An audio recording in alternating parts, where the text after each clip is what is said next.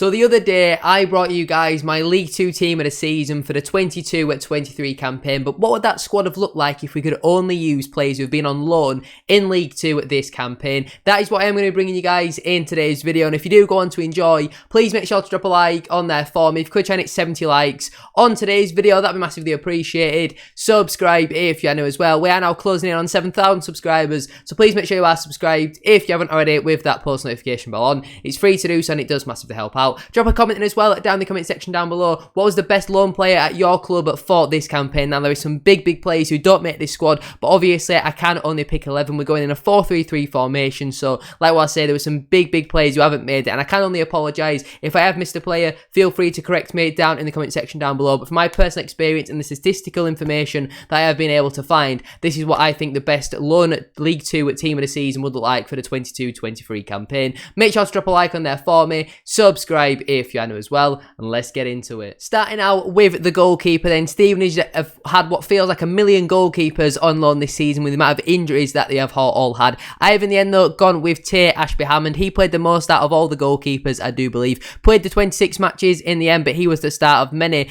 of their injury problems. Averaged a goal conceded only 0.7 per game, saved 2 out of 4 penalties, only conceded 18 goals in 26 appearances, which I think is very impressive in my opinion. He's been very good. To be fair to him, he has a 71% save percentage, which I think is absolutely brilliant. He only had to average 1.7 saves per game, but to save 71% of all the shots you've faced is very impressive in my opinion, and thoroughly deserves a spot in this side. There wasn't too many lone goalkeepers, but in the end I have decided to go with Ashby Hammond of Stevenage. Right back again was a very interesting one, so I've gone with a centre back who can play at right back. I've gone with Ben Barclay of Carlisle United, obviously on loan from fellow League 2 side at Stockport County, was promoted as well in the League 2 playoffs, and that's caused a bit of controversy. He was obviously on loan at Carlisle, but he's still technically a Stockport player, still being paid by Stockport, and he put out a congratulations message, obviously, because he pretty much is going to join Carlisle on a permanent transfer in the summer. He did only manage the 15 appearances for the Blues this season, but he scored 2 goals, obviously a very important one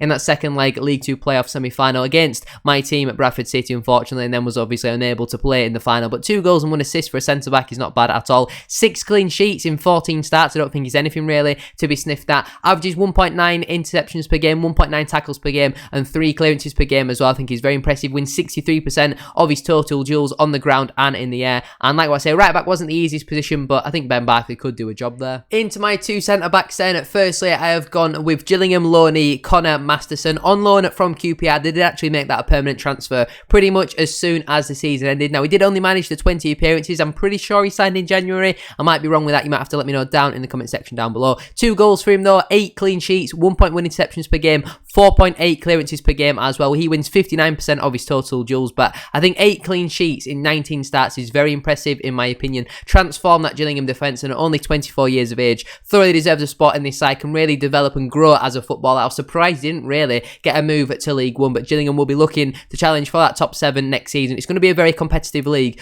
but I am looking forward to seeing how he does get on next season with the Gills, and he's my first centre-back. And partnering him, I have gone with Bradford City loanee Romany Critchlow. We've had a few stinky loan players this season, but one of them that did work out very well was Romany Critchlow, obviously on loan from Huddersfield Town. I could have put Riley Harbottle in here. I think he's had a very good season at Mansfield Town on loan from Nottingham Forest, but in the end I've just edged it with Romany Critchlow. 36 appearances for him with 31 starts, 1 goal and 1 assist as well for him this season. Kept 10 clean sheets, averaged 1.3 interceptions per game, 0.8 tackles per game, and 5 clearances per game as well. He actually has a 71% successful dribble rate, which I think is very impressive for a centre-half, and he also wins 63% of his total duels, 64% in the air, which I didn't actually realise, to be fair. I actually didn't think he was that good in the air, but when he's 64% of your aerial duels, he's very impressive. His passing stats are very good, his dribbling stats, he's a very good composed centre-half. Has been released by Huddersfield Town, he's now available on a free transfer at 23 years of age. I think at League 2 or even League 1 level, he would be a very good coup for any side, to be honest with you,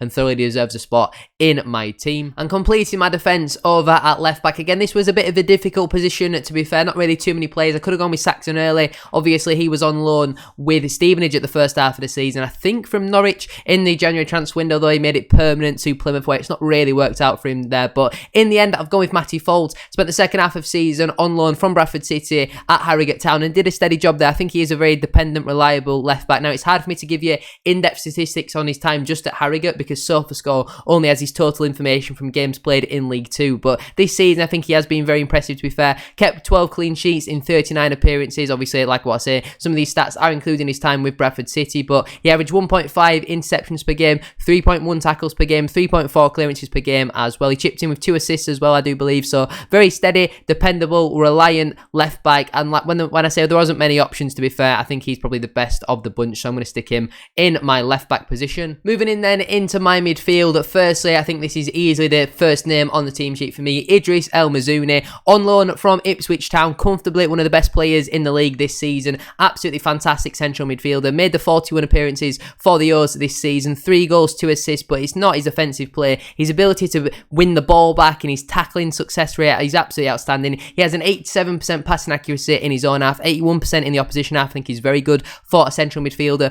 1.7 interceptions per game, 2.9 tackles per game, 1.3 clearances per game as well. He has a 69% successful dribble rate and he wins 53% of his total duels. He has picked up the 10 yellow cards this season, but I think he's been absolutely brilliant for the O's and they'll be hoping to get him back next season, whether it's on a loan or a permanent contract. With Ipswich being promoted, you never know what's going to happen there, but he has been outstanding, and at 22 years of age, he's certainly not one for the future, he's one for the present because he's absolutely outstanding, but he's got that potential to grow. I think he's been absolutely unreal and thoroughly deserves a spot in my side. I'm partnering him in the centre of midfield. I have gone with Alex Gilby, been on loan at Stevenage this season from Charlton Athletic and has been a big part of their midfield really, and the big reason as to why they did end up getting automatically promoted in the end. They really want him back on a permanent contract. I think he's just been released by Charlton Athletic as well, so he'll be looking to go there potentially on a permanent basis. 39 appearances for him this season with the 38 starts, 3 goals and 4 assists. I think he's decent for a central midfielder, to be fair. 1.7 tackles per game, 0.5 clearances per game, 0.7 interceptions per game. He has a 61% successful dribble rate and he wins 54% of his total duels. I think he's been a pretty solid central midfielder who's been very reliant for Steve Evans' side this season, and at 28 years of age, still got another couple of years in him really at a solid level. I think he could do a job for Stevenage next season. There was a couple other players to come with, potentially Alfie McCalmont in there, Liam Bennett, who spent the first half of the season on loan at Walsall from Cambridge. There's some good shouts, but in the end I've just edged it with Alex Gilby, and them two will be my more holding midfielders. And completing my midfield then as more of our advanced number 10 sort of midfielder, I've gone with Matty Daly. Been on loan this season with Harrogate Town from Huddersfield Town and has done pretty well, to be fair. In just 20 starts he's got 7 goals and 2 assists. He really struggled last season at Bradford City, but this year at Harrogate Town he has done a pretty good job, to be fair. I think they recently announced that he signed a 2-year permanent contract with the football club, which is obviously pretty decent for them. Decent player at this level, didn't quite work out at Bradford City, but done a good job at Harrogate. I think he does deserve a spot